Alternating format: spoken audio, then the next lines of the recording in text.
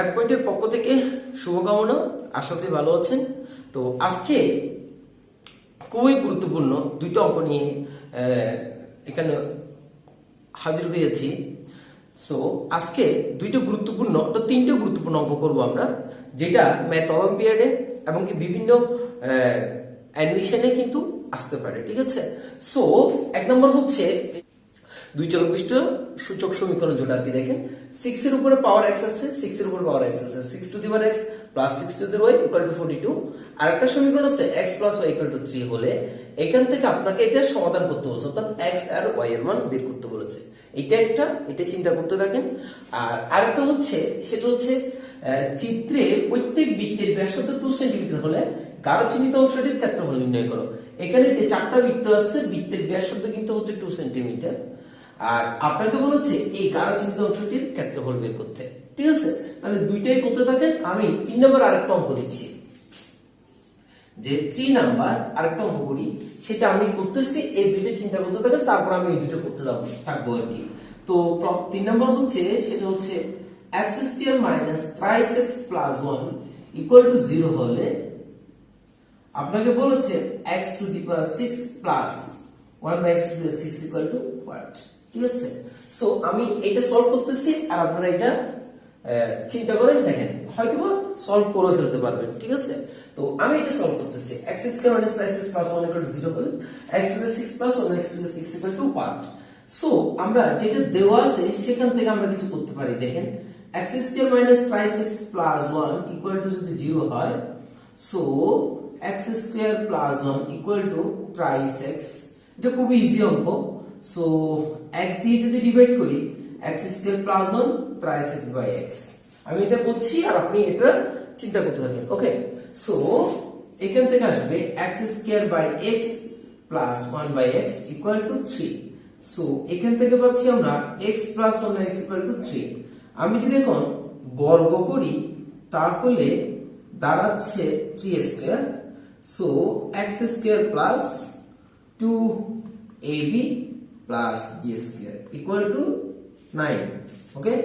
So এখানে আসবে x square plus 1 by x square equal to 9 minus 2। So আশা করি বুঝতে পেরেছি। তো এখন এখানে পাচ্ছি আমরা x square plus 1 by x square equal to কত? 7। সো এখান থেকে আমরা পাবো, এখন যদি আমি এখানে আমাকে করতে হবে x to the 6 plus 1 x to the 6, তাহলে আমি যদি বর্গ করে ফেলি, না ঘন করব 7 এর উপরে কিউব। সো এখন এটাকে a plus b whole cube সূত্র করে ফেলি, a cube plus b cube plus 3ab into a plus b। ঠিক আছে। আর 7 এর উপরে কিউব। ঠিক আছে। সো এখানে আসবে x to the power 6 plus 1 by x to the 6 আসবে না, 3 দুগুণ 6, পর পাওয়া থাকলে 6 হবে। তারপর হচ্ছে প্লাস x স্কয়ার কাটা 3 into x square plus 1 by x square এর ভ্যালু আমাদের কাছে কত আসছে? 7। তো 7 ইকুয়াল টু 343, 7 এর উপর কিউব করলে। সো এখানে আসবে x to the power 6 plus 1 by x to the power 6 equal to 343, 3 7 21, এখানে আসলে 21। So x to the power 6 plus 1 by x to the power 6 equal to 3 থেকে 1 চলে গেলে 2, 4 থেকে 2 চলে গেলে 2। এটাই হচ্ছে আমাদের আনসার। ওকে। আশা করি 1 নম্বর এবং 2 নম্বর খুব ভালো করে চিন্তা করে ফেলেছেন, এবং কি আমার মনে হচ্ছে হয়তো আনসারও আপনারা পেয়ে গেছেন। তারপর আমি সলভ করছি। সো 1 নাম্বার দেখেন 6 two the power x plus 6 two the power y equal to 42 বলেছে। আমি এটাকে ইকুয়েশন নাম্বার 1 ধরি, আর x plus y equal to 3 এটাকে আমি ইকুয়েশন নাম্বার 2 ধরি। কেমন? তো এই সমীকরণ জোট থেকে আমাকে x এর ভ্যালু বের করতে হবে। সো আমরা 1 নং হতে পাই, 1 নং এ আমি 6 two the power x into 6 two the power x এইটাও গুণ করতে পারি, আবার চাইলে এখানে 6 two the power y into 6 to the power y equal to 42 into 6 to the power y। কি করেছি? উভয় দিকে ইকুয়েশন 1 এর উভয় দিকে 6 টু দি x দিয়ে গুণ করতে পারবো, 6 টু দি y দিয়ে গুণ করতে পারবো। ঠিক আছে, তো আমি 6 টু দি y দিয়ে গুণ করলাম, তাহলে এখানে সূচকের নিয়মে পাওয়ার দুটি কি হবে, যোগ হবে, সেম বেস। সো এখানে 6y এর উপর হোল স্কয়ার দিতে পারি equal to 42 into 6 two the power y। আচ্ছা, এখানে x প্লাস y এর জন্য কি আছে, 3 আছে না, আমি এখানে 3 লিখতে পারি। আর এখানে 6y square minus 42 6 two the power y equal to 0 এটা লিখতে পারি। তাহলে এখানে আমি কি করেছি, এখানে x প্লাস y সমান 3 টা বসিয়েছি, আর এখানে এই অবস্থা। আচ্ছা, এখন আমি কি করতে পারি, এখানে 6 টু দি পাওয়ার y সমান অ্যাড ধরি। ঠিক আছে, অ্যাড হলে আমার ইকুয়েশনটা ছোট হয়ে যায়। তো কি করতেছি আমরা, 6 এর উপরে কিউব করলে কত হয়, 216।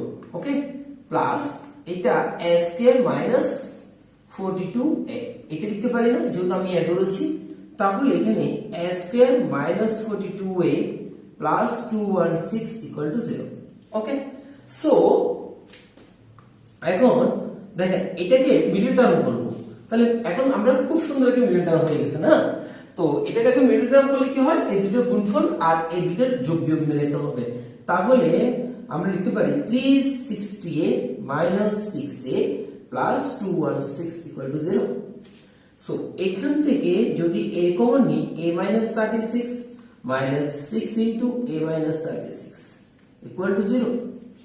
সো এখান থেকে তাহলে আমরা কি পাচ্ছি, এখান থেকে আমরা পাচ্ছি যে a minus 36 into a minus 6 equal to 0।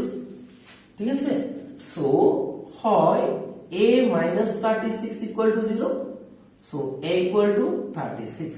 তো এটা হচ্ছে আমাদের কাছে গেস্ট, a সমান আমার কাছে কি ছিল, 6 to the power y, আর 36 কে আমি 6 স্কয়ার লিখতে পারি। তাহলে এখানে আসবে সেম বেস কাটাকাটি y equal to 2। ঠিক আছে, তাহলে y equal to 2 যদি আমি ইকুয়েশন নাম্বার 2 তে বসাই, y equal to 2 যদি আমি ইকুয়েশন নাম্বার 2 তে বসাই, তাহলে x plus 2 equal to 3, so x equal to 3 minus 2, সুতরাং x equal to 1। ঠিক আছে, তাহলে এটা একটা কেস।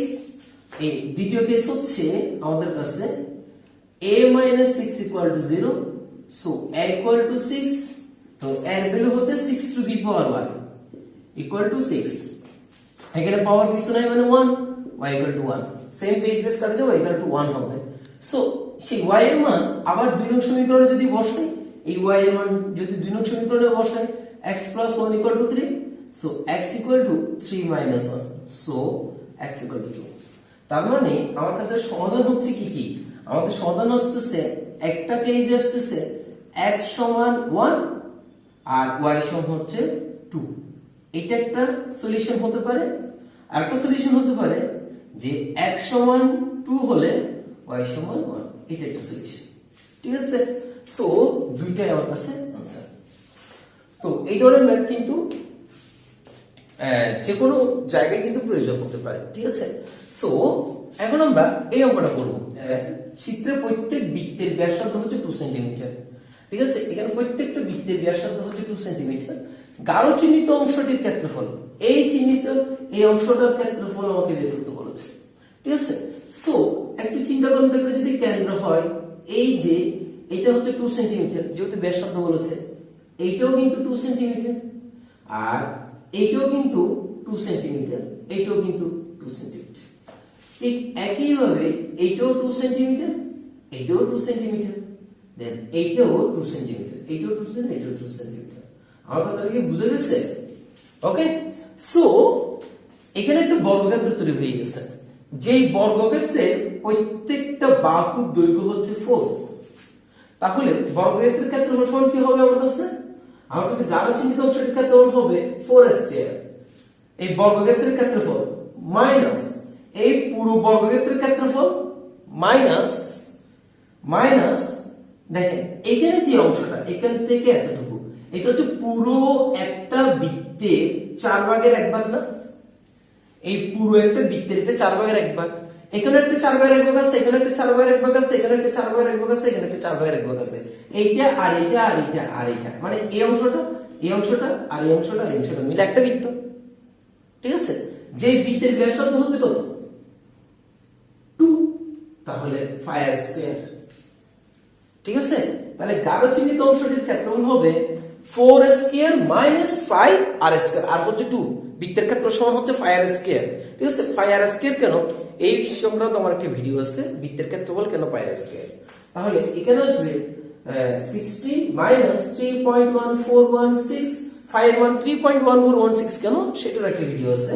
চাইলে math.24 এ ঢুকলে প্লেলিস্টে আপনি পেতে পারেন, বা বেসিক ম্যাথে ঢুকলেও পেতে পারেন, আমার বেসিক ম্যাথমেটিক্স একটা প্লেলিস্ট আছে। সো এখানে বিভিন্ন 4 এবার ক্যালকুলেটিং করে যে মানটা আসে সেটা বসিয়ে দেব। 3.8336 এরকম একটা সামথিং আসবে আর কি। এবং এটা হচ্ছে অবশ্যই ক্ষেত্রফল। কার ক্ষেত্রফল, এত বর্গ একক লিখবেন, এত বর্গ একক, এই গাঢ় চিহ্নিত অংশটির ক্ষেত্রফল। So thank you.